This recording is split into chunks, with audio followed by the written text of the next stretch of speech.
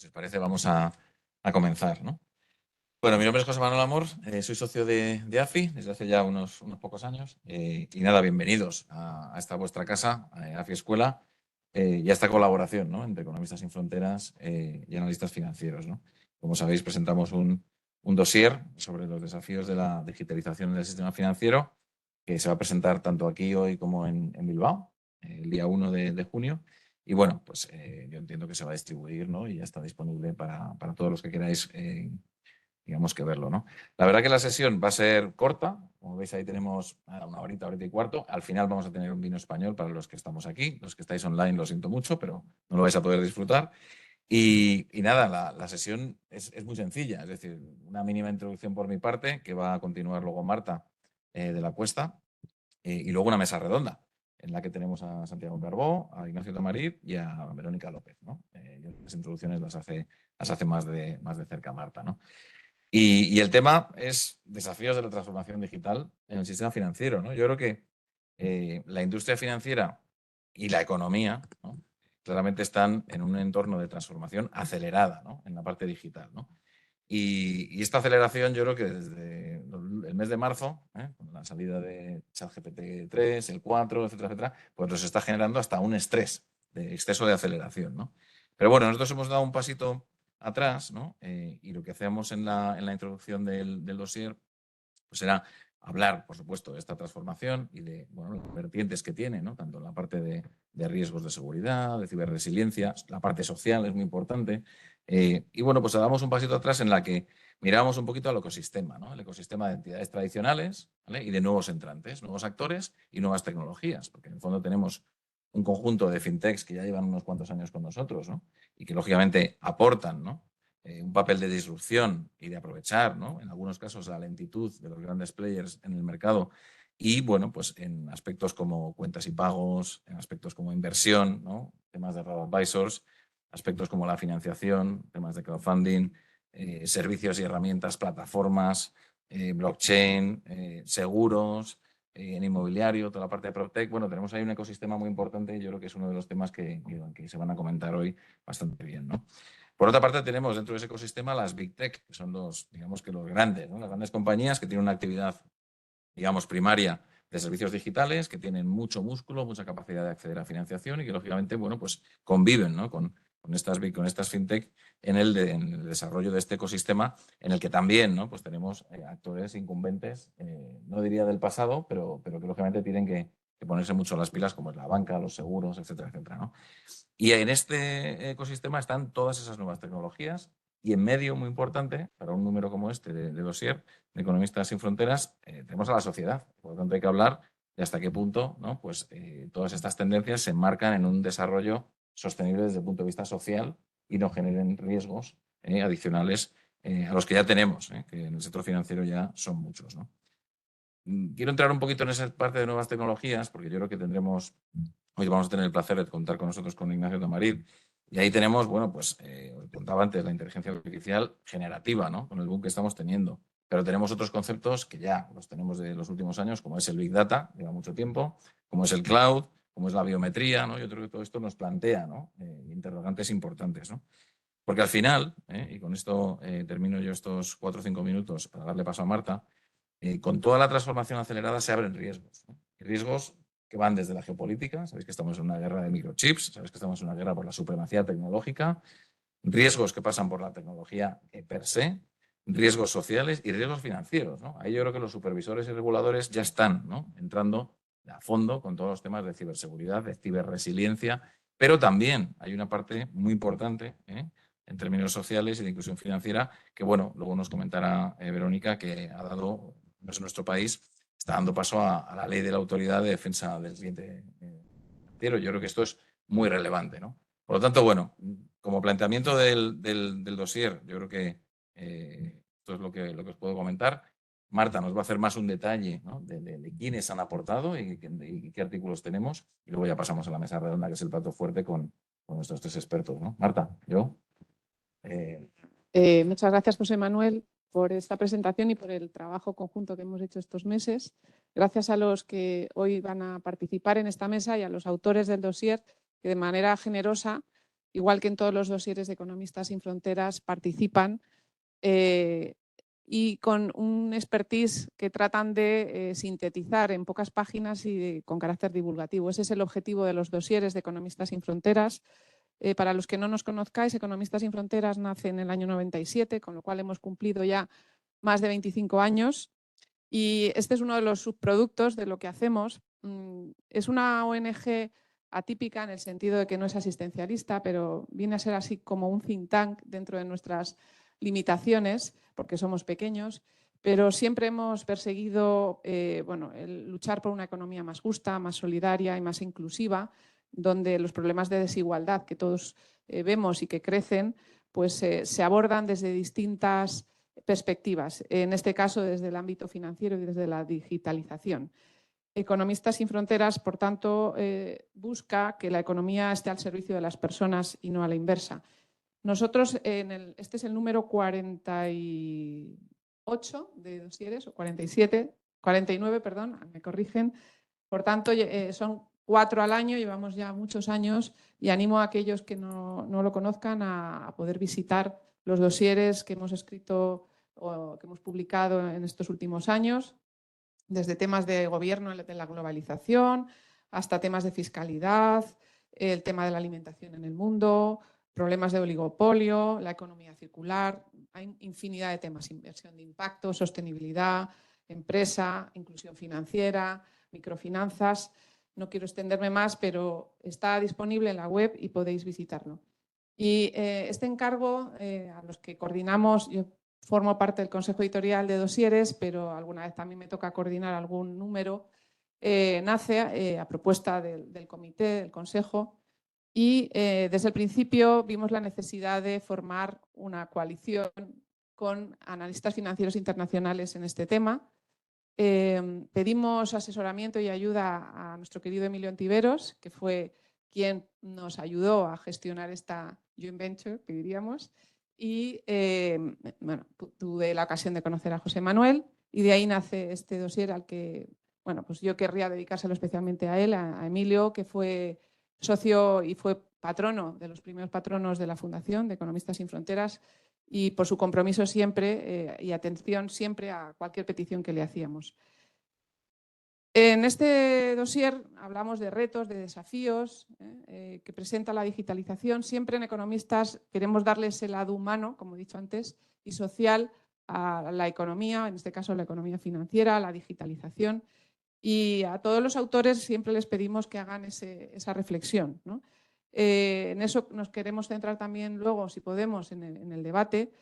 Y bueno, en este dossier han intervenido pues desde personas que aquí tenemos presentes, que representan a una institución como el Banco de España, preocupada por esto que comentaba José Manuel de la ciberresiliencia, ¿no? La capacidad que tenemos de afrontar los retos, ¿no? en los ciberataques que sufren todas las instituciones y especialmente también el sector financiero, por el hecho de que gran parte de nuestra actividad financiera está totalmente digitalizada. También hay intervenciones centradas en la educación financiera y cómo la digitalización puede ayudar a aumentar esa educación tan necesaria en un momento en el que pasamos de ser consumidores dependientes de las instituciones financieras a casi inversores autónomos, ¿no? Donde necesitamos con mucha atención una educación financiera que nos acerque a estos productos complejos, a estos servicios que ofrecen las instituciones, cada vez más descentralizados, en plataformas, con nuevas instituciones no tan conocidas como antes, y esa educación yo creo que es clave. También es clave sobre todo para favorecer esa inclusión financiera de aquellas personas más vulnerables, luego lo comentaremos, ¿no? Aquellas personas que por su edad y que pues en la que algunos nos incluimos ya, esa transformación tan rápida de la tecnología, a pesar de tener esa educación financiera, a pesar de estar al día de todo lo que sucede en la parte de digitalización, nos vemos muchas veces con unas capacidades mermadas, a veces con sesgos cognitivos o de comportamiento que nos hace ser más impulsivos a la hora de consumir estos productos, y por tanto esa atención hay que prestársela para que la inclusión sea real, ¿no? Y que se luche contra una posible desigualdad favorecida por estos avances de la tecnología.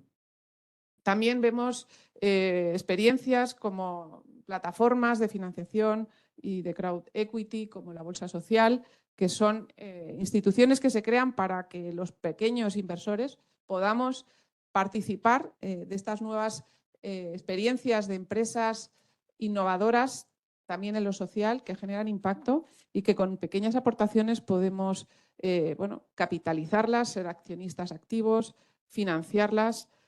Hay también algún artículo dedicado a la digitalización en el sector seguros y cómo eso les afecta especialmente al sector asegurador, a la industria aseguradora. En muchos de los artículos han participado gente de AFI, por lo cual agradezco aquí especialmente su participación. Y yo creo que con estos toques que he dado sobre los temas que tratamos, se me habrá escapado alguno más, paso ahora ya, si os parece, a presentar a las 3 personas que nos acompañan. Por el orden en el que yo creo que hemos quedado, que vamos a intervenir, vamos a hacer un par de rondas de intervención para que sean intervenciones no muy largas y luego haremos media hora de preguntas y de debate que podéis hacer entre vosotros también. Empezando con Santiago Carbó. Santiago y Francisco Rodríguez han sido autores de uno de los artículos. Santiago, además, es bien conocido por su participación en medios de comunicación más en los últimos años, pero es una persona muy ligada al mundo financiero. Él en este momento dirige el Observatorio de Digitalización Financiera de Funcas. Es licenciado en Económicas y doctor en Economía por la Universidad de Gales. Nos conocemos hace muchos años por estos temas que nos preocupan, ¿no? del sector financiero y su impacto en la economía real y en la economía de las personas y en la parte social. Él es actualmente catedrático de Análisis Económico en la Universidad de Valencia y, ya decía, director ejecutivo del Observatorio de Digitalización Financiera y director de Estudios Financieros de Funcas. Consejero independiente de CK Bank y del Instituto Valenciano de Finanzas. Bueno, además ha asesorado al Banco Mundial, al Banco de la Reserva de Chicago, la Reserva Federal del Banco de Chicago, y tiene muchísimas publicaciones que algunos de vosotros seguro habéis leído, además de las que de manera altruista y divulgativa hace en medios de comunicación constantemente. Nos gustaría, luego presentaré al resto de ponentes, nos gustaría especialmente, Santiago, que nos contaras, como has hecho un poco en esa aportación, cómo veis desde el observatorio, ¿no? Este proceso tan acelerado que comentaba José Manuel de digitalización, cómo es el ecosistema de la digitalización, especialmente en España, y qué avances ha habido, y algunas de las cosas que tú mencionas ahí, ¿no? Esos retos, y de ahí el título de la sesión, en la necesidad de escalar e internacionalizarse, de esas colaboraciones público-privadas que debe haber, que permitan esa innovación y esa que llamas tú coopetición, ¿no? Si nos puedes dar algunos ejemplos y bueno, tienes la palabra en este momento y luego seguiré presentando al resto. Bueno, muchas gracias, Marta, muchas gracias, José Manuel. Es la primera vez que estoy aquí en la escuela AFI y para mí lo primero es un recuerdo, porque para mí es una persona importante y no había tenido la oportunidad de hacerlo públicamente, ¿no? Que fue Emilio Ontiveros, que desgraciadamente nos dejó el año pasado, ¿no? Y la primera ocasión que he tenido opción de poderlo comentar, ¿no? Bueno, muchas gracias por invitarnos a participar, a poder ofrecer un poco un trabajo que realmente tiene mucha, no digo que se haya quedado solito, pero claro, es que están ocurriendo tantísimas cosas que en este paso probablemente ChatGPT nos habría cambiado ya bastantes cosas al haber interactuado con él. Yo me quiero referir a 3 cosas, en particular a lo que ha comentado Marta sobre el estado de la digitalización por la oferta, por el lado de la oferta y por el lado de la demanda en España. Y luego, brevemente, las otras 2 cosas serán más breves, es el papel de la educación financiera, que creo que se va a hablar también. Y por último, bueno, pues que creo que luego será lo que comentaremos, el tema de la nueva inteligencia artificial, ¿no? Vamos a ver, en nuestro país, la última década, una vez, podríamos decir, bueno, la última década o los últimos 8 años, porque si no, José Manuel y David me van a decir que hace 10 años estábamos peleando aún por la resolución de la crisis anterior, pues se produjo un impulso importante, ¿no? tema de la digitalización, en parte porque casi fue una obligación. Es decir, la hoja de ruta que marcó con el plan, con aquel rescate, con aquel préstamo, como fuera, que nos dieron para limpiar de activos tóxicos el sistema bancario español, pues requería reducir la infraestructura física, es decir, lo que eran oficinas y empleados. Entonces, claro, la apuesta por la digitalización casi fue en aquel momento una necesidad. Luego, claro, el cambio que ha habido en los gustos, en las preferencias de los clientes, en particular de los más jóvenes, pues ha ido acelerando, lógicamente, este proceso hasta, pues casi podríamos decir en algún momento, yo creo que va a salir de pasarse de frenada, en algún caso, en materia de determinados servicios que a lo mejor para todas las generaciones pues no se puede ofrecer exactamente digitalmente. Por esto también comentaré muy brevemente. Bueno, pues en aquel momento, quizás unos años de retraso con respecto a Estados Unidos, desde luego, a Londres, a Reino Unido, a Singapur, pues todo el ecosistema fintech español es cuando empieza a despegar, ¿no? No solamente en Madrid, sino en otros sitios, en Barcelona, en Valencia, en Bilbao, y empiezan a aparecer nuevas pequeñas tecnológicas que cuando al principio pues tenían un problema de escala y siguen teniendo pues un problema de escala y muchas de ellas pues fueron en ese proceso al final adquiridas por los bancos, que eran los incumbentes, los que tenían probablemente también la experiencia, los que podían sacarle mejor partido. Y bueno, lo que está claro es que el sector fintech español ha tenido bastante energía, es decir, las startups yo creo que han tenido bastante energía comparado con otros países, quizás porque aquí había un mayor recorrido que hacer en lo digital y quizás porque, bueno, el papel, podríamos decir, de un intermediario, aunque fuera tecnológico, en el ámbito financiero, pues aquí pesa más quizás que en otros países, ¿no? El caso es que al final el modelo español ha sido un modelo en el que, por eso sí de competición, en el que ha habido más bien cooperación, ¿no? Un poco de competencia, podemos decir, en algunos elementos, sobre todo en pagos, únicamente en pagos, pero muchas de estas fintech, no solamente españolas, sino al final los bancos españoles pues han ido adquiriéndolas, ¿no? Como una forma de crecer. Algunos, de hecho, bancos españoles estuvieron muchos años sin participar en un proceso de fusión y adquisición y lo que más conocido, podríamos decir, pero sí compraba tecnología. Luego se quedó el Banco Popular por el proceso y entonces ya fue otra situación, ¿no? Pero otros sí que estaban haciendo muchas fusiones o integraciones con respecto a las cajas que habían tenido problemas o procesos sucesivos. Fue una vía, ¿no? de incorporar la tecnología, porque yo hace 5 o 6 años solía decir que la banca española realmente estaba perdiendo la batalla en la ingeniería de datos, en la experiencia del usuario y en la capacidad que podía ofrecer comparado en la explotación de los datos que tienen los bancos. Los bancos, es decir, tienen nuestro diario económico. Es decir, ellos saben si por la mañana hemos ido a Starbucks y hemos pagado con tarjeta. Ellos saben, ellos lo saben, también lo sabe Google, si que hemos ido a Starbucks o hemos ido a cualquier otro sitio. Si hemos ido a reponer la gasolina, ¿con qué tarjeta hemos pagado? Si hemos ido a si hemos pagado la hipoteca, si hemos pagado los recibos, que tienen dentro de sus entrañas, podríamos decir, tienen todos los datos financieros, mucho mejor. Es verdad que algunos tiene, etcétera, pues algo no pueden tener los bancos, ¿no? Si se va a algunas zonas que no se deben ir o algo así a buscar determinadas cosas, pues eso sí que lo conoce Google. A lo mejor tu banquero que te tiene que hacer un préstamo no lo conoce, ¿no? Es decir, pero en ese contexto los bancos iban atrasados en ese sentido. Yo creo que se han puesto las pilas, no sé si se han puesto las pilas y de hecho yo creo que tenían bastante miedo con respecto a lo que las grandes tecnológicas, repito, de 5 años podían hacer, ¿no? Porque tenían unos deep pockets, tenían una gran capacidad de entrar prácticamente en todos los mercados de todo el mundo, de comprar bancos en todo el mundo. Parece que ese modelo lo han alejado, aunque ahora me referiré brevemente a lo que está pasando en otros países, pero lo que está claro es que había una amenaza.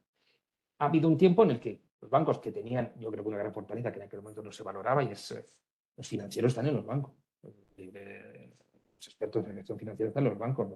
La verdad que hace falta ingeniería de datos o inteligencia artificial, lo que tú quieras, pero también es verdad que se han podido ir desarrollando esas capacidades. Aún creo que obviamente las tecnológicas van por delante, ¿no? Pero ahí se ha cortado un poco. También quizás porque las tecnológicas se han dado cuenta que no iban a pedir determinadas licencias que tuvieran una regulación que iba a venir rápidamente a venir a vigilarles, ¿no? Entonces, en ese sentido, yo creo que era irremediable que al final ese miedo será excesivo y bueno, creo que ahora estamos en una especie de equilibrio en el que fundamentalmente hay terreno para las alianzas, a escala internacional también lo vemos, ¿no? Aunque no es la única, pero ¿no? Apple y Goldman Sachs, por ejemplo, la cuenta, etcétera, porque están ocurriendo muchas cosas. Luego espero que nos dé tiempo, yo ahora no me voy a referir en la primera exposición, ¿no? Y bueno, en nuestro país también, aunque nos costó, pero también se creó el sandbox, ¿no? Que fue ahí donde de alguna manera también se dio un impulso, porque aquí uno de los elementos fundamentales es que se diseña una actividad pues que luego se enfrente claramente a un problema regulatorio, ¿no? A un problema de vigilancia. Y ahí es donde yo creo que han podido salir, yo creo que iniciativas importantes e interesantes, ¿no? Que, evidentemente no es el único sandbox del mundo, pero en general yo creo que fue un paso en la dirección correcta, ¿no? ¿Qué nos viene por delante? Bueno, pues nos vienen muchos cambios, ¿no? Vienen divisas digitales, no las criptomonedas privadas, sino las divisas digitales, en el formato que vaya a suceder y que puede tener consecuencias. Estaba comentando con José Manuel y con David. A mí me preocupa lo que ha pasado en Estados Unidos, del Silicon Valley, etcétera, ha sido la velocidad de salida de los depósitos cuando hay instrumentos que rápidamente son fácilmente accesibles, ¿no? Cualquier rumor, ¿no? Entonces, si se bajan las barreras, si cada vez es más fácil moverse, pues lógicamente va a haber que los bancos van a mantener una gobernanza, un sistema de funcionamiento banco más transparente, porque cualquier ruido te puede, en un momento determinado, acometer una pérdida de depósitos que te pudiera hacer daño en particular y en un contexto en el que las redes sociales pesan tanto, que también las redes sociales, supongo que con el tiempo serán más exigentes con los fake news y estas cosas, ¿no? Pero creo que es relevante. Entonces, nos queda mucho por ver, porque se está produciendo la transformación, los bancos otra vez un poco con su fuerte, pero las tecnológicas tienen un papel muy determinante. Yo creo que todas las alianzas que hacen las grandes tecnológicas, con bancos, etcétera, creo que son grandes, particularmente Google es muy conocida en esto. Y bueno, yo creo que de alguna manera esta sería mi primera reflexión. Las dos últimas son un poco de implicaciones, ¿no? La educación financiera ha sido determinante.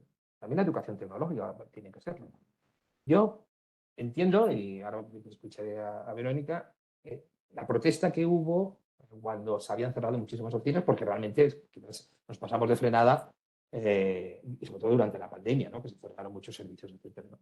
Lo que pasa es que yo creo que debemos impulsar la educación digital, porque, bueno, ya en personas muy mayores, bueno, pues mejor en personas de 90 años, ¿no? Pero en personas de 70 que le pueden quedar fácilmente 25 años, no estar con educación digital es que pierda un montón de oportunidades.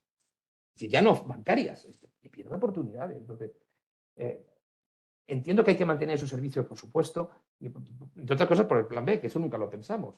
El efectivo no puede desaparecer. El día que ocurriera una desgracia, esperemos que no ocurra, ese ciberataque, pues lógicamente, si no van los sistemas, aunque fueran 3 o 4 días de pago a través de plataforma, tendremos que funcionar con efectivo. Entonces, el plan B siempre va a estar, ¿no? Es decir, lo físico. Entonces, pero yo creo que es importante la educación digital también. Y la educación financiera, solamente un aspecto que quería comentar. A pesar de ese, ya he comentado un poco el lado de la oferta, la demanda también se ha digitalizado enormemente en nuestro país. Todos empezaron primero con una pequeña búsqueda para los saldos, etcétera, hace 8 años, etcétera, y ahora hay muchísimo las operaciones ya en banca online, incluso las sofisticadas. Pero lo que sí hemos notado en el último estudio que hicimos es que aquellos que tenían menos educación financiera son aquellos, en el canal de la demanda, son aquellos que se han metido en mayores jardines en el ámbito de las criptomonedas. Entonces, yo creo que aquí hace falta aún bastante educación financiera también, ¿no? Y por último, bueno, pues ahora es una especie de tsunami que por un lado queremos regular, no sé si es fácil poner 7 puertas al campo o quedarte el agua en las manos, que es la inteligencia artificial, creo que tiene muchísimas oportunidades. Supongo que tiene que tener una regulación para que nada de esto distópico de que se convierta en el espectre que controle el mundo, como a mí me encantan las películas de James Bond, pero creo que eso no va a ocurrir así. Es decir, yo creo que tenemos que entenderlo como que va a complementar muchos trabajos, va a reemplazar algunos, pero otros, repito, los va a complementar. Entonces, va a aumentar la productividad. Tenemos que utilizarlo para aumentar la productividad. También del sector bancario, que va a ver cómo tiene que transformar lo que nosotros llamamos su función de producción, es decir, cómo lo hace. Y, lógicamente, ahora viene una nueva tecnología que también puede mostrar cómo hacerlo, ¿no? Y entonces, independientemente de las licencias legislativas o regulatorias que puedan hacer falta por parte del Banco de España, etcétera, o por parte de los reguladores, sí que son alternativas que tarde o temprano pueden conformar, repito, pues otras modalidades que puedan competir, ¿no? Con los bancos. Entonces, creo que esto va a cambiar mucho, no digo que vaya a cambiar de hoy para mañana, pero a 3-5 años vista, probablemente no conocemos ni la velocidad, ¿no? Y todo el mundo habla de ChatGPT, pero ya va a sacar la propia, etcétera. Y a lo mejor dentro de 3 años estas ya han quedado absolutamente desfasadas. Estamos en otra fase, pero probablemente estoy en hacia solucionar. Bueno, gracias. Muchas gracias, Santiago. 2 apuntes. Has hablado de las criptomonedas. En el dossier también hay una lectura recomendada sobre el tema, el especial del Banco de España dedicado a criptoactivos. Y para contribuir a esa mayor educación digital financiera, hemos hecho un glosario en la sección de Para saber más, para pues intentar aportar ese granito de arena en la necesidad, que como bien decías, de conocer, aunque sea la terminología, ¿no? Que muchas veces cuesta. Vamos a dar la palabra, las mencionaba antes, a Verónica. Verónica López es consultora de AFI, está en su casa. También ha sido autora de uno de los artículos en el que se han centrado en cómo mejorar, y eso nos preocupaba especialmente en economistas, la inclusión financiera gracias a la digitalización, con las luces y las sombras que puede haber, ¿no?, al respecto. Y también hace un guiño a los temas de sostenibilidad, porque ya está también centrada en estas cuestiones. Luego nos comentará Ignacio un poquito más sobre ello, cómo la digitalización puede ayudar a mejorar esa gestión financiera, incorporando los criterios ambientales, sociales y de buena gobernanza. Ella es también directora de la revista de Empresa Global, que es una revista gratuita que se hace aquí en AFI y que está distribuyéndose. Os animo a que la leáis. Y cuando quieras, si quieres intervenir, Verónica, dando un poco los apuntes que mencionabas en el artículo o alguna cuestión a la que ha hecho alusión Santiago, pues si quieres completar. Gracias. Muchas gracias, Marta, y buenos días a todos y todas. Un placer estar aquí, además, hablando de estos temas que en esta casa, últimamente de forma quizá más intensa y frecuente, pero yo recuerdo que con Emilio Ontiveros, a quien has mencionado y recordamos, hablábamos entonces de TIC, no de digitalización, sino del sector TIC, y de cómo el sector financiero ha sido históricamente pionero, ¿no? Y quizá punta de lanza en la incorporación de las herramientas, los modelos y, bueno, en fin, todo lo que la digitalización trae consigo. Esta es, por supuesto, una enorme oportunidad, ¿no?, para facilitar la inclusión financiera, y aquí no voy a hablar solo de España, sino pues de territorios donde también hemos trabajado y donde tienen importantes retos de inclusión financiera, como es en América Latina, y también a nivel global pues ha demostrado, y se puede consultar en la encuesta que realiza el Banco Mundial cada 3 años, ¿no? El Global Findex es una encuesta global sobre el estado de la inclusión financiera en el mundo, que el acceso a los servicios financieros se ha incrementado en 15 puntos en media a nivel mundial por efecto de la pandemia, y concretamente por la vía de los pagos digitales.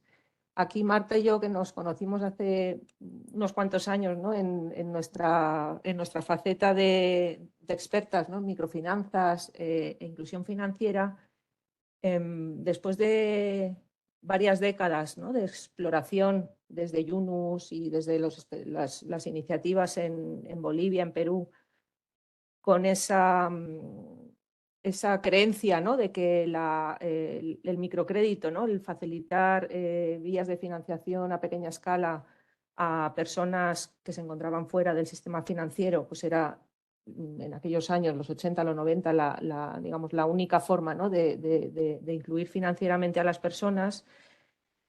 Varias décadas después, y después de haber experimentado, como digo, con microcréditos, con ahorros, con seguros, se ha de alguna manera demostrado que la puerta grande de entrada a la inclusión financiera son los pagos, porque en definitiva, lo comentaba el viernes en una reunión que teníamos aquí interna en la casa, ¿no?, no todas las personas somos emprendedoras o no todas las personas tenemos bienes, ¿no?, que asegurar, pero cualquier persona, independientemente del lugar donde se encuentre, urbano, rural, nivel socioeconómico, incluso cultural, realizamos pagos de forma cotidiana, algunos conscientes y otros inconscientes, ¿no?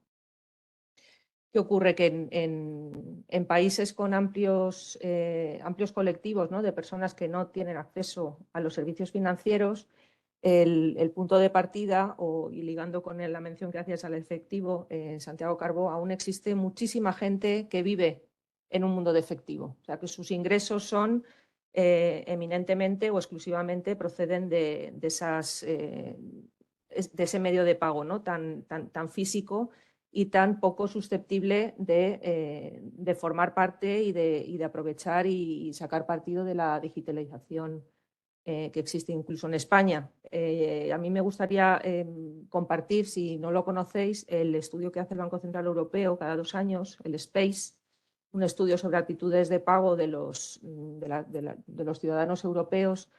Y es muy interesante pues ver cómo países donde la digitalización ha incursionado en los servicios financieros, quizá en unas sociedades que han estado previamente educadas para adoptar, ¿no?, las innovaciones, con unos marcos institucionales y reglas de juego que protejan al consumidor y al usuario financiero, y con unos marcos también que fomenten, como está haciendo la Comisión Europea y el Parlamento Europeo, que la oferta, ¿no?, que los proveedores de servicios financieros, tanto los tradicionales como los nuevos, pues operen y ofrezcan servicios de valor añadido a la población, son, digamos, los 3 pilares fundamentales y básicos para poder aprovechar y enfrentar estos desafíos de la digitalización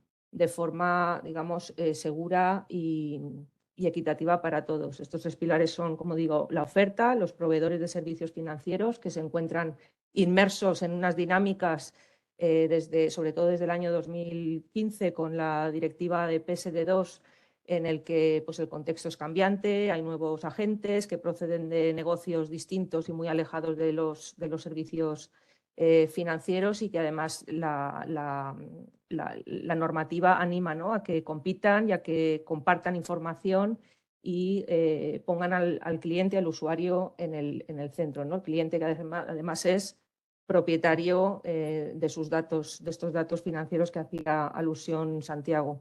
La otra gran pata pues sería esta institucionalidad y reglas de juego, ¿no?, que no solo son reglas financieras exclusivamente, no es solo PSD2 en el ámbito europeo, sino que tiene que ver con el Reglamento General de Protección de Datos, tiene que ver con la Directiva 92/2014 sobre cuentas de pago básica, que es anterior a PSD2, y con lo cual es interesante, o creo que la lectura que yo hago así, digamos, cronológica, las autoridades europeas, sabiendo y siendo conscientes de lo que se venía con la Directiva de Servicios de Pago, de digitalización, Open Banking, Open Finance, ya previó que nadie podía quedarse atrás, y que aunque en Europa lo conformamos países que tenemos un nivel de bancarización considerablemente elevado, ¿no?, sobre todo si nos comparamos con otros países u otras regiones, hay colectivos excluidos, ¿no?, y hay aún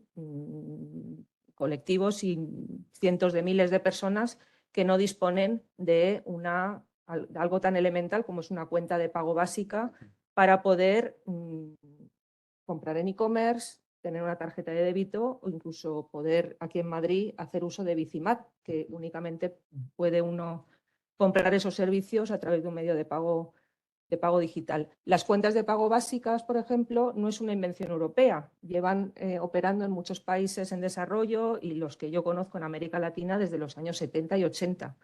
Con lo cual, aquí quisiera también poner encima de la mesa que las innovaciones no siempre van del norte al sur, sino que a veces pues, hay que reconocerlas en esa transición o en ese traspaso de países del sur a países del norte.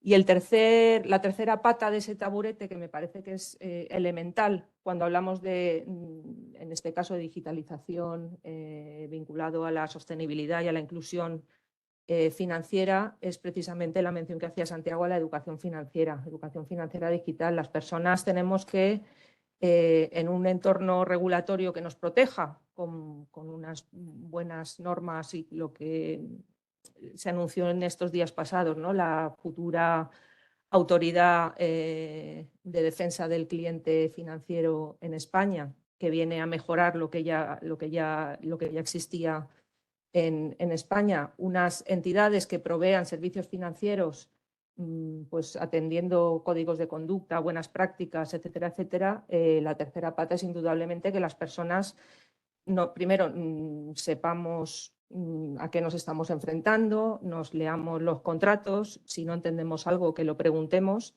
y bueno, y que pongamos en práctica todas las medidas de autoprotección que nos recuerdan día a día que tenemos que adoptar, ¿no? No compartir el PIN, etcétera, etcétera. Parecen cuestiones muy básicas, pero hay aún que hacer mucha pedagogía para que este taburete esté equilibrado en esas tres patas. Y con respecto a los desafíos de la exclusión, mencionaba Santiago, ¿no? No voy a entrar a debatir si la ley de defensa del consumo, que ha incluido a colectivos vulnerables, sí que me gustaría dejar, así para reflexión general, lo que considero quizá una anécdota, ¿no? El Instituto Nacional de Estadística publica de forma anual una encuesta que a mí me parece maravillosa, que es la encuesta de equipamiento y uso TIC en los hogares en España. Es una encuesta que lleva realizándose, pues ahora quizá no llegue a 10 años, pero sí que desde el año 2018-19 ha ido evolucionando, ¿no? Por ejemplo, en el 19 empezó de forma muy tímida a sondear el teletrabajo y ya es un capítulo que tiene entidad propia. Y sí que pregunta pues a la sociedad española y de manera segmentada en función de dónde vivimos, qué edad tenemos y qué nivel socioeconómico nos ubicamos, cuán equipados están nuestros hogares y qué uso hacemos de las tecnologías. Pues no fue hasta el año 2019 que esa encuesta incluyó a las personas mayores de 65 años. Con lo cual, ¿se podía o no se podía saber que iban a excluirse? Pues se debería de haber sabido, pero ya de partida, el instrumento que nos hubiera podido ayudar a estimar que ese colectivo era grande, pues no los tenía ni siquiera en cuenta en esa foto, ¿no? Gracias, Verónica. Estás lanzando temas para la segunda ronda. Lo agradezco. Vamos a terminar presentando a Ignacio Tamarit, que, como él bien dice, es músico y físico. Primero músico y luego físico.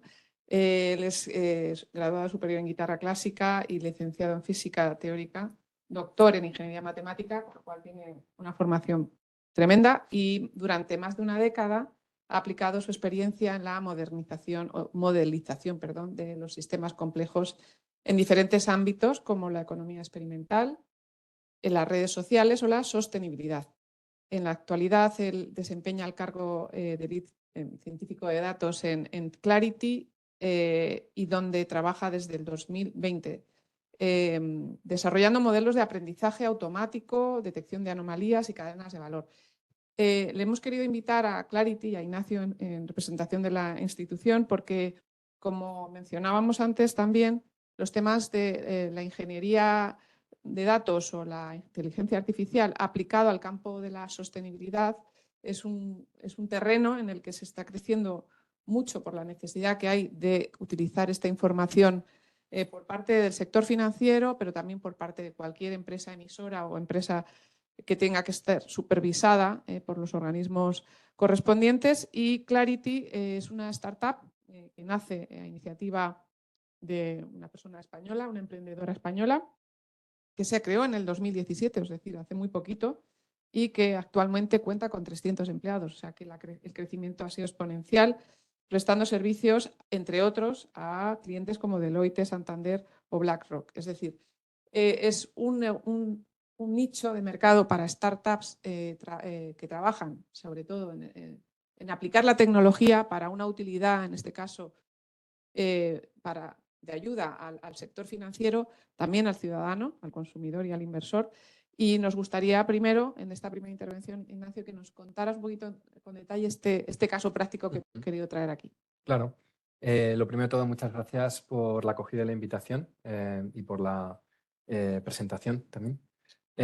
Como decía Marta, pues vengo en representación de Clarity AI. La empresa en 2017 creo que sí que se nos puede llamar una startup. No sé si ya con más de 300 empleados y el tipo de clientes que tenemos contamos como startup, pero desde luego es una empresa que lleva apenas 5 años funcionando y que ha tenido un crecimiento exponencial, ¿no? Es un momento interesante para ser científico de datos en general, ¿no? Oigo hablar de ChatGPT, ¿no? De las últimas semanas, de repente es algo que son tipos de modelos que a lo mejor dentro de tu campo, si conoces expertos, si hablas, incluso en Clarity, luego, si a tiempo comentaré cómo usamos tecnología, la misma tecnología en realidad desde hace varios años para ciertos modelos, ¿no? Pero ahora creo que hay un cambio de paradigma porque ChatGPT acerca esa tecnología al público, al gran público, ¿no? De repente se ha roto la barrera de usabilidad y mi sobrino pequeño ya hizo un trabajo del cole ayudándose por ChatGPT, ¿no? Que si supiera lo que está haciendo, ¿no? Utilizando modelos de redes neuronales de trillones de parámetros, eso ya da igual, yo tengo una interfaz, ¿no? Y lo uso. Y eso pone en boca de todos algo que en realidad se lleva utilizando y que la industria son técnicas que nosotros desde hace 5 años, pero muchas otras empresas llevan más tiempo utilizando quizá de una manera no tan visible para el gran público, ¿no? Y creo que es muy interesante ver cómo la sociedad es consciente de que estas herramientas existen, ponen retos, estoy completamente de acuerdo con lo que se ha mencionado aquí, pero también en cómo las podemos utilizar y qué problemas nos pueden ayudar a solucionar, ¿no? Yo creo que cualquier persona ahora está pensando, y conozco mucha gente, ¿y cómo me puede ayudar a mí ChatGPT en mi empresa? ¿No? ¿Qué valor podemos sacar de aquí, ¿no? Y en realidad, pues como comentaba, Clarity ya desde 2017, de hecho es Clarity AI, o sea, en la propia definición de la empresa está el uso de la inteligencia artificial como una proposición de valor única, ¿no? Pues la misión de Clarity, para los que no lo conozcáis, es la de llevar el impacto social y medioambiental a los mercados financieros. Es una dimensión que no ha solido estar presente en el mercado de la inversión y que por los graves problemas medioambientales que sufrimos, es necesario que se empiece a tener en cuenta, ¿no? Luego, si da tiempo, hablaremos de otras iniciativas. También estamos llevando datos a nivel de consumidor, ¿no? Como consumidor yo puedo querer saber si una compra que hago es más o menos sostenible o está más o menos alineada con mis valores, ¿no? Pero el primer sector, digamos que es el financiero. Y el reto principal para llevar el impacto social y medioambiental a los mercados es la falta de información. O sea, lo que necesitas es información y dato, ¿no? Con un background de físico, como comentas, hay una cita de Lord Kelvin, el de la temperatura absoluta, un físico del siglo XIX, que me encanta, que dice, es algo así como, lo que no se puede medir no se puede mejorar, y lo que no se puede mejorar se deteriora siempre. Ahí es una alusión a la entropía, ¿no? Pero lo primero que necesitamos hacer es medir. Lo primero que necesitamos decir es que necesitamos datos para hacer un estudio de en qué punto estamos, si hacemos una intervención está funcionando, estamos yendo en la dirección adecuada, y lo principal para eso es medir, ¿no? Entonces, el uso de Clarity, de la inteligencia artificial y de herramientas digitales desde el principio, nace para solucionar este problema. La información, y luego si da tiempo, a lo mejor me gustaría comentar brevemente desde el inicio del dato en sostenibilidad que aparece en un reporte medioambiental de una empresa, ¿no? Hasta que ese dato es útil a un inversor, pasan muchísimas cosas. Y en toda esa cadena de valor del dato, el uso de técnicas de la inteligencia artificial, aprendizaje automático, detección de anomalías, etcétera, lo que nos permiten es multiplicar el conocimiento de nuestros expertos, en primer lugar. Me ha gustado mucho una cosa que has comentado, ¿no? Es verdad que estas tecnologías destruirán ciertos trabajos, igual que el CD destruyó la cinta de cassette y el Blu-ray destruyó el CD. Es una destrucción creativa, creo que se llama, ¿no? Yo no soy economista. Pero también es cierto que yo tengo trabajo gracias a estas tecnologías, y que una parte que yo considero muy importante es que amplifica.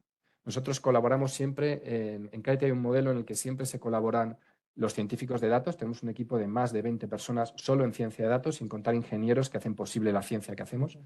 Y un equipo similar, incluso creo que son 40 personas, de expertos en sostenibilidad, expertos en determinadas métricas medioambientales, determinadas policies, gente que viene de un sector quizá más cualitativo, pero con un background muy fuerte, ¿no?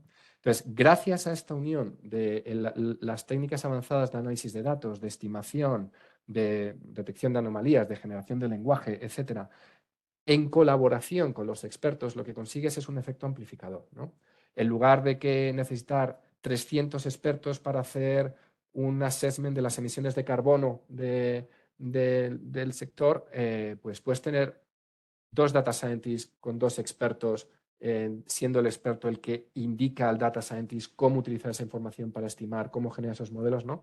Y el resultado es un modelo mucho más potente, más escalable, con mucho menor coste, ¿no? Que es una de las claves para el crecimiento tremendo que ha tenido Clarity, ¿no? Es la escalabilidad de nuestras soluciones, ¿no?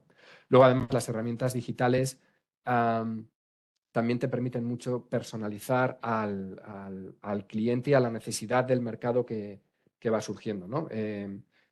Como startup, sobre todo en los primeros tiempos, pues es ensayo-error, por aquí no, por aquí sí, y el tener todo centralizado en una plataforma digital te hace más fácil virar hacia por dónde puede estar el mercado, dónde estamos fallando, dónde tenemos que mejorar, ¿no? Entonces, creo que son elementos que en Clarity personifican las cosas que se estaban comentando aquí, ¿no? La escalabilidad gracias a la digitalización, la necesidad de técnicas sofisticadas de inteligencia artificial, machine learning, etcétera, para rellenar esos gaps que hay en la información, ¿no? Incluso luego, si da tiempo, comentaré también, tenemos iniciativas para que sean algoritmos los que recojan los datos, eliminando la parte manual de ir a un report, leer, abrir, leer este gráfico.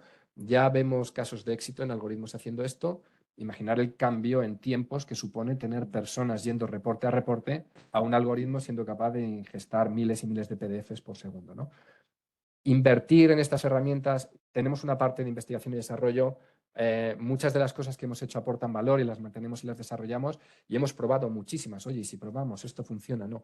Y la iteración, la experimentación científica con esta clase de herramientas es mucho más rápida. Te permite iterar, probar, este modelo funciona, este modelo no funciona. Y de esa manera ir afinando tu propuesta hacia lo que realmente te hace crecer, que es aportar valor a los clientes finales, ¿no? Y quería también comentar, ¿no? Que creo que lo he comentado al principio, pero el usuario final de esta información es clave que sea el sector financiero porque tiene la mayor palanca de dónde se colocan las fichas de la partida, ¿no? Y qué sectores tienen que crecer y qué no. Pero también para los consumidores, cada uno de nosotros tenemos una responsabilidad y el uso de estas tecnologías también nos están permitiendo informar al consumidor en su día a día con esa transacción que haces con tu tarjeta. Con el cash no lo podemos hacer, pero sí que, oye, pues esta empresa, esta camiseta que estás comprando tiene esta huella de carbono aproximada, a lo mejor hay otra empresa que está más alineada con tus valores y te podemos dirigir a ello. Y todo eso, desde luego, quizá no, es que tengo poca imaginación, ¿no? Pero no se me ocurre cómo hacerlo si no es en un entorno basado en la ciencia de datos y la digitalización. Bueno, pues vamos con la segunda ronda. La verdad que va surgiendo un montón de cuestiones distintas a las que teníamos planteadas, pero bueno, vamos a intentar sobre la marcha. Yo, Santiago, mantenemos, ¿no? Una pregunta, luego después vamos haciendo a cada uno, ¿no? Santiago, yo creo que en el tema de los retos que plantea la inteligencia artificial en el sector financiero, ¿eh? Por supuesto, la pregunta que tengo que hacer, ¿hasta qué punto van a sustituir el sector o crear? Pues esa es una pregunta obligada, ¿no? Pero luego la segunda es, ¿cuáles son las prioridades que tú ves o las líneas de acción que tú estás viendo en procesos, en gestión, en relación con cliente? ¿Dónde crees que la acción más rápida está viendo y dónde crees que puede tener implicaciones más importantes tanto sobre el negocio como sobre la persona, ¿no? Bueno, Una pregunta muy abierta. sí, es una pregunta y que aún no sabemos un poco cómo va a impactar, porque el que vaya muy deprisa igual se equivoca. Entonces tienes que ver un poco también cómo, ¿no? Yo creo que inicialmente va a afectar más bien a los procesos, ¿no? Porque supongo que tendrás que ser mucho más cuidadoso en crear alguna app, alguna cosa que tenga una interfaz con tu cliente y no la fastidie, supongo, ¿no? Yo creo que son los procesos los que se pueden beneficiar inicialmente para ser más eficientes, para tener unas mayores capacidades, para ser más rápidos, para todo, ¿no? Yo creo que ahí es donde los bancos van a adentrarse, ¿no? Aquí no olvidemos que al final hay una cuestión fundamental, y es que antes no lo he comentado, y es el regulador, ¿no? Es decir, todo lo que se regula los depósitos, los créditos, sí, te los concedes, pero los riesgos cada vez son más importantes. Entonces, seguro que cuando una entidad se presenta, ¿dónde voy a tener el mainframe? ¿Tengo yo? ¿O pongo en otra, en IBM? No sé. ¿Dónde meto el cloud? Es decir, el cloud, ¿cómo lo va a decir? Lo externalizo completamente. Y claro, cuando lo externalizas completamente, cuando lo tienes fuera, eso está fuera del perímetro, en teoría, de la regulación financiera que supervisa a entidades, es verdad que con ciertas ramificaciones. Entonces, en ChatGPT y todo esto, pues obviamente la inteligencia artificial puede cambiar aún mucho más, ¿no? Y ahí tenemos un grave problema, ¿no?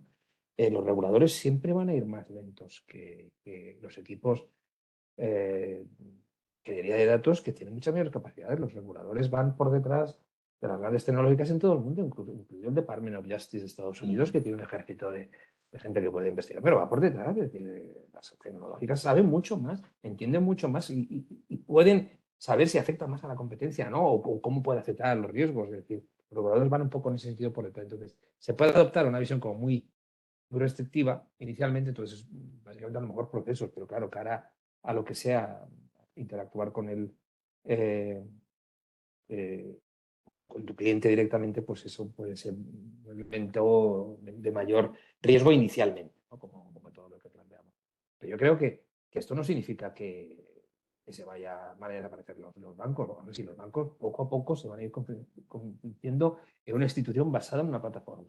Que ya lo son. Es decir, es que son las primeras casi, bueno, no son las primeras, son plataformas. Se van a ir pareciendo, no me gusta poner el ejemplo, cada vez más a JP Morgan. Los grandes bancos tienen que parecer a JP Morgan porque se ha convertido en una plataforma. Entonces, el banco mejor valorado en el mundo, es decir, la acción que más vale y que ya ha incorporado, después de la crisis financiera, ha incorporado ese modelo en su forma de. ¿Eso significa que va a desaparecer el contacto físico? No, eso no significa, decir, pero que evidentemente estas nuevas tecnologías permiten hacer un montón de back office y también incluso servicios cara al público de una manera mucho más eficiente. ¿Cómo no lo vas a incorporar? Es decir, y eso lo tienes que incorporar, ¿no? Y en esto estamos un poco aún alejados de la banca europea, que además está sujeta por una regulación no solo financiera, sino de protección de datos, etcétera, que la puede restringir en algún caso. En Estados Unidos probablemente vayamos a ver las experiencias más novedosas, como ya los hemos visto, aunque también hemos visto como algún banco pues, ha visto afectado por precisamente esa rapidez, ¿no? Que se puede conseguir con componentes digitales como los depósitos. Verónica, has hablado bueno, yo creo que hay dos colectivos importantes, ¿no? Dos extremas. Yo creo que por asunto, temas clave, la inclusión y todo lo que ocurrió, ¿no? Con el tema bancario, etcétera, ya lo has comentado antes. Pero luego tenemos la otra parte de la pirámide, los niños, los jóvenes. Es decir, son nativos digitales. ¿Cómo están accediendo a todo este tipo de tecnologías, de pagos, etcétera, etcétera? Es decir, ¿tenemos ya datos suficientes o todavía tenemos ahí un vacío en el conocimiento? Yo, por los datos existentes, creo que muy poquitos. De hecho, también al ser un colectivo con menores de edad, pues es más difícil también por protección, privacidad y porque no tenemos llegada directa a ellos por razones obvias.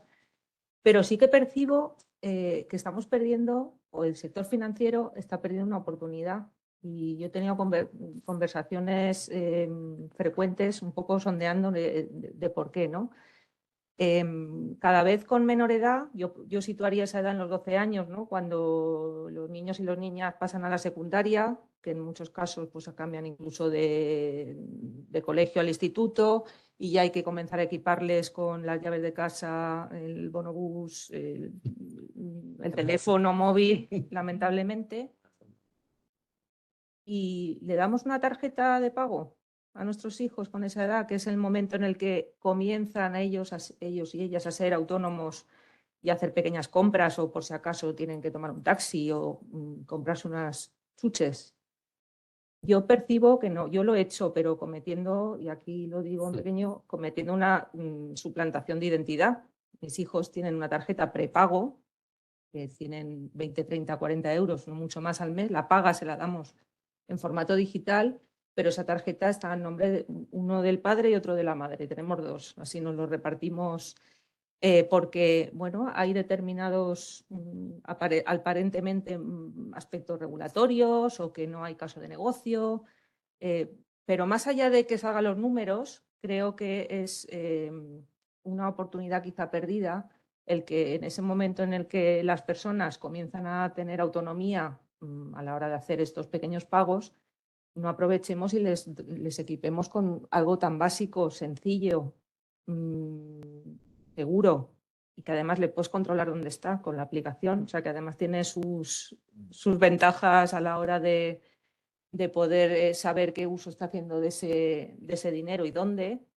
Creo que estamos perdiendo una oportunidad. Y en favor de las fintech, pues decir que creo que han aportado, ¿no? o en algunos segmentos como este de los jóvenes, han mostrado que hay formas diferentes de hacer las cosas, con productos muy sencillitos, súper digitales, y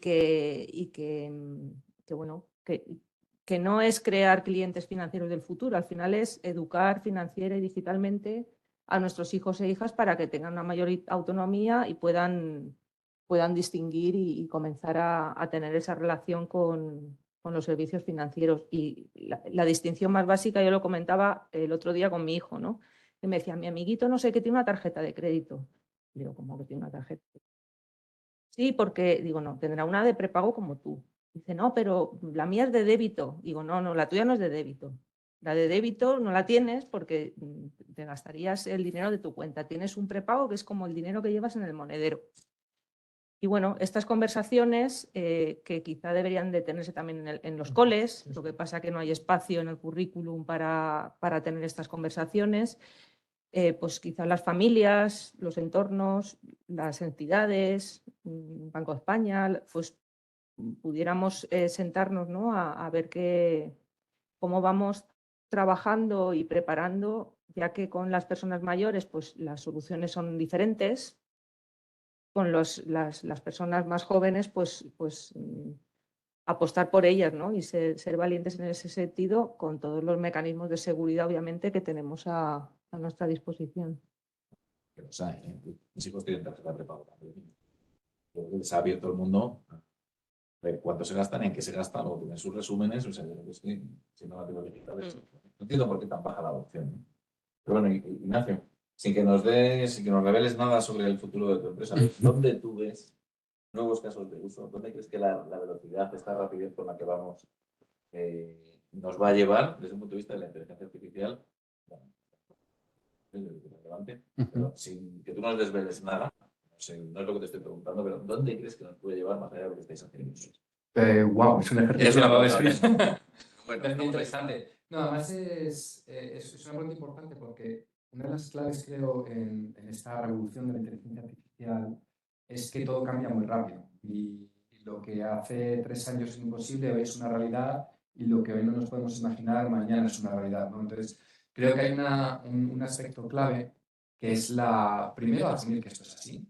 Ahora iré a donde lo veo yo, no voy a extender, pero creo que es importante asumir que esto es así, y en relación a la posible destrucción o creación, yo, como llevo en esto un tiempo ya, yo siempre he comentado que esto era como un símil que a mí me ha funcionado, es como los PCs en los 80, de repente empezaba a aparecer esa máquina ahí y habría escépticos y luego, uy, esto me va a quitar el trabajo, o las hojas de Excel a los que hacían las cuentas a mano, ¿no? Y hoy en día, pues eso ya está normalizado y todo el mundo usa esas herramientas, ¿no? La diferencia ahora es que creo que todo va tan rápido que para cuando la persona que usaba hojas de cálculo a mano aprenda Excel, ya ha salido la nueva herramienta. Entonces, realmente creo que la clave está en mantener los ojos abiertos y no dejarse cegar por el brillo de la nueva herramienta de turno, sino centrarte mucho en cuál es el problema que tú tienes que resolver. O sea, ¿dónde tengo yo un dolor? ¿Dónde tengo una ineficiencia? ¿Existe alguna técnica que me ayuda a trabajar esta ineficiencia? Y trabajar ahí de una manera mucho más pragmática.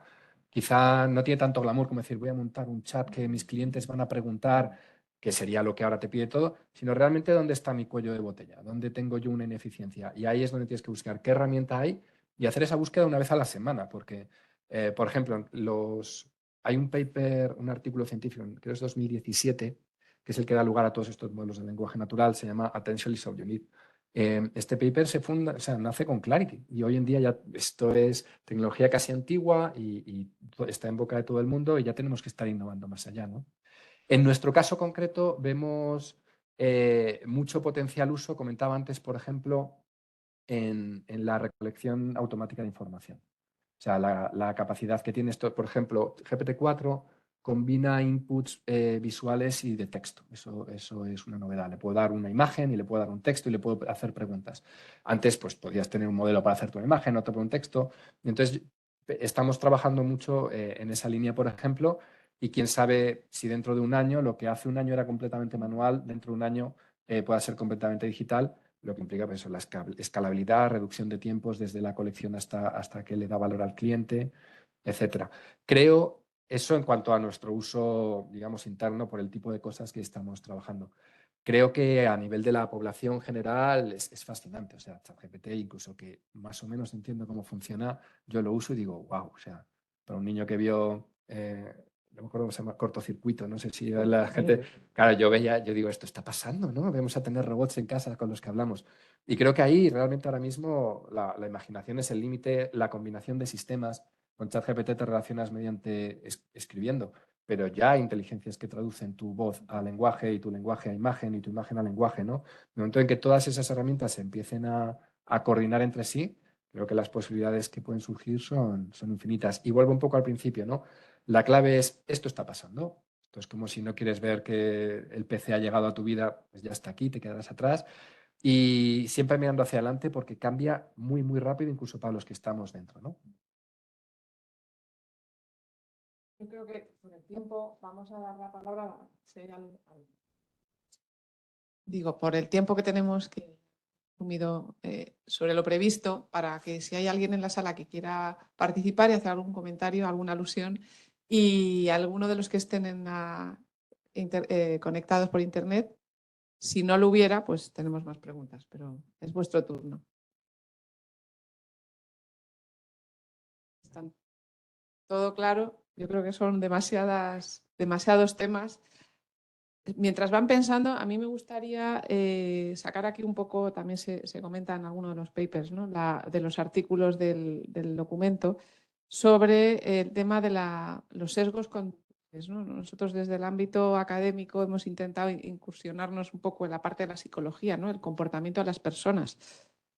Esto de tener tan fácil la toma de decisiones, tanta información, no todo el mundo actúa de la misma manera, ¿no? En la parte de, cuando hablabas de los jóvenes, ¿no?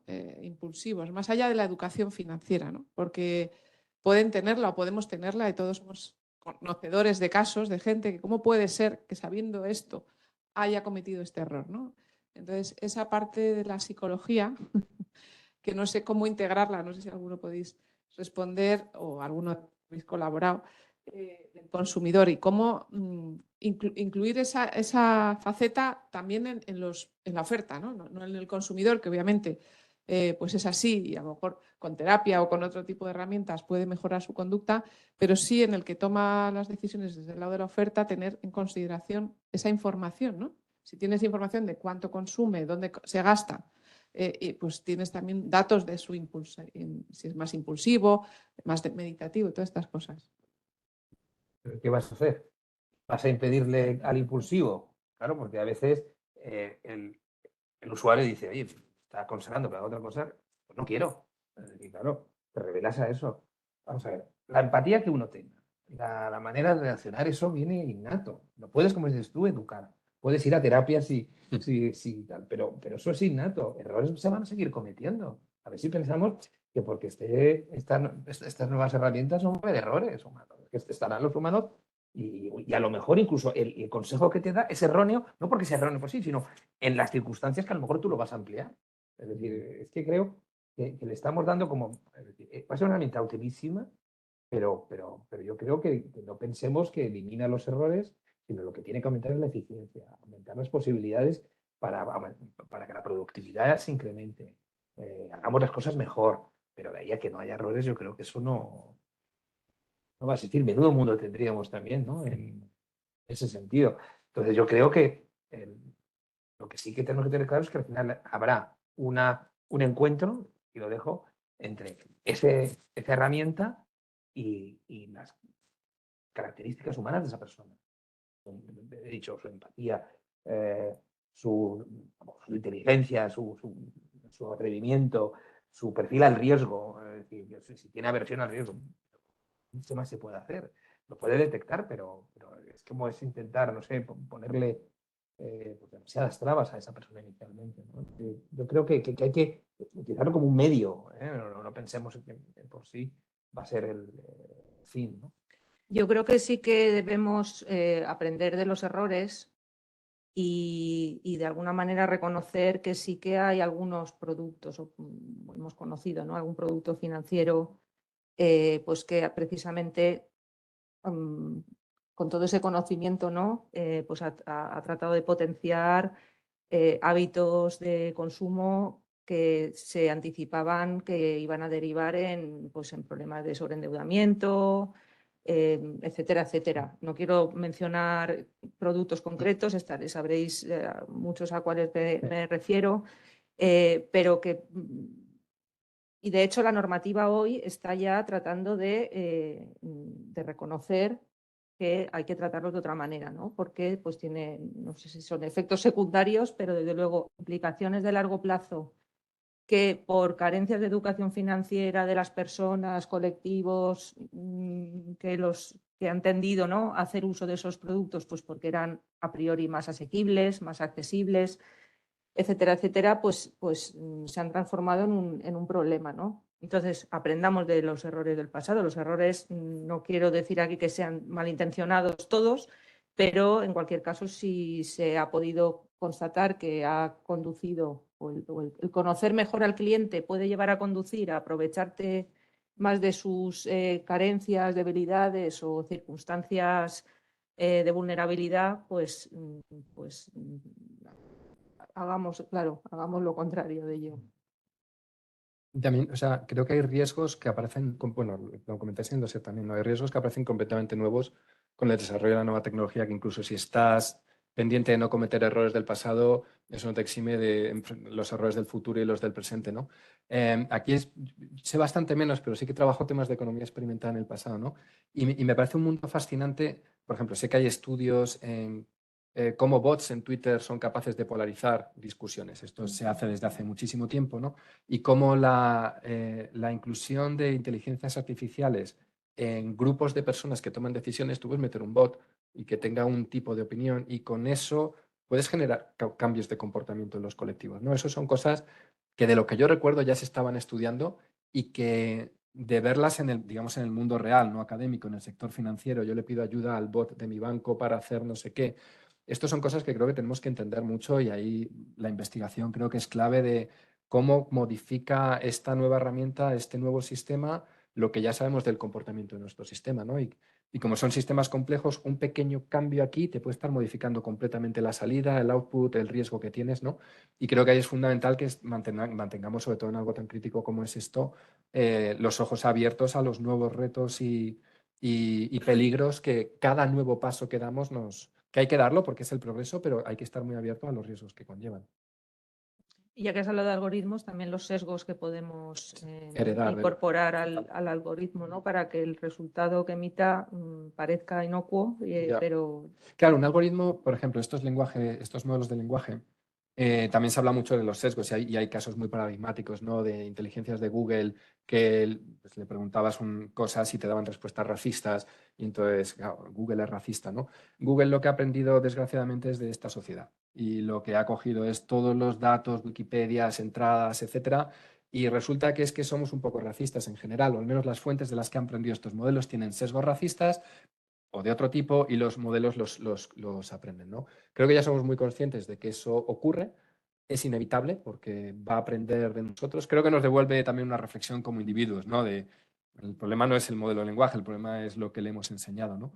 Y desde luego creo que hay que ser consciente de que esos sesgos existen, intentar paliarlos en función de tu sector específico, cuáles pueden ser más dañinos y aprender a convivir con ellos, ¿no? Como humanos también tenemos sesgos.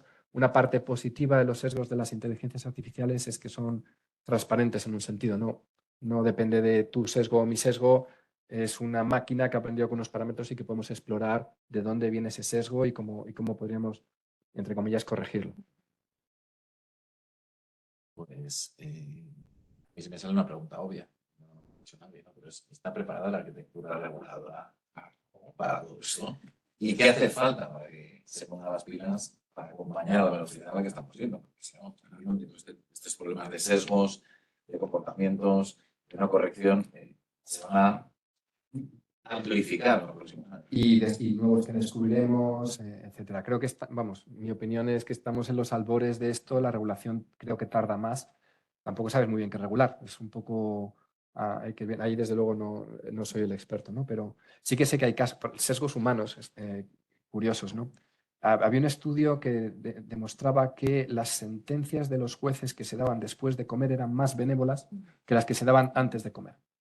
Porque tienes hambre y estás más cabreado. Digamos que esa es la solución, ¿no? Entonces, como humanos, nosotros también tenemos... O por el vino. Si o por el vino, claro, decía, bueno, quiero seguir la sobremesa, acabemos este caso cuanto antes, ¿no? Pero la toma de decisiones humana, natural, digamos, tampoco es inmune a estos sesgos. Y quizá de ahora, pues eso, la regulación se tiene que enfrentar a esto a gran escala, ¿no? ¿Dejarías una inteligencia artificial que dicte sentencia? Se sabe todas las leyes de la historia y todos los datos absolutamente. Más objetivo que eso y los sesgos de entrenamiento. O sea, yo ahí como persona me voy a esconder en el caparazón del técnico que no sabe nada de regulación y voy a dejar hablar a los expertos. No, yo creo que las autoridades no tienen los recursos, ni económicos, para poder, pues, bueno, no tienen recursos humanos, desde luego, porque no tienen ingenieros de datos, lo que contratan a los reguladores son abogados y economistas y algún psicólogo, entonces no tiene, tendrá algún ingeniero, claro, de datos para entender lo que está pasando, pero no tiene esos recursos, ni tiene esa capacidad de adaptación, ni tiene, lo que he dicho antes, ni el Department of Justice, que es la autoridad en Estados Unidos, que ni ellos, desde luego aquí tampoco. Entonces, ¿cuál va a ser la tentación? Cortocircuitar, regular excesivamente. ¿No? Porque si no puedes dominarlo, tienes que cerrarlo, ¿no? Y puedes pasar. Sí, aquí ya lo hemos hecho, yo creo que en el pasado, ¿no? Somos en ese sentido mucho más restrictivos que fuera. Estados Unidos. Yo me voy a tirar a la piscina. No, igual que estamos en plena transformación digital en muchos sectores de nuestra vida cotidiana, ¿no? La educación, los servicios financieros, el trabajo. Estamos en una transición medioambientalmente también, que tenemos claro el diagnóstico y sabemos lo que tenemos que hacer, pero bueno, estamos en ello, ¿no? Construyendo el mundo del futuro. Quizá las administraciones públicas, entendidas como todo junto, ¿no? Regulación, institucionalidad, funcionarios, pues tiene también que transitar hacia una administración pública del siglo XXI, ¿no? Y no sé en qué se concreta eso, pero en más agilidad, en tener capacidad de ser rápida como es lo demás y quizá las leyes de contratación pública, las leyes de subvenciones, etcétera, etcétera, pues haya que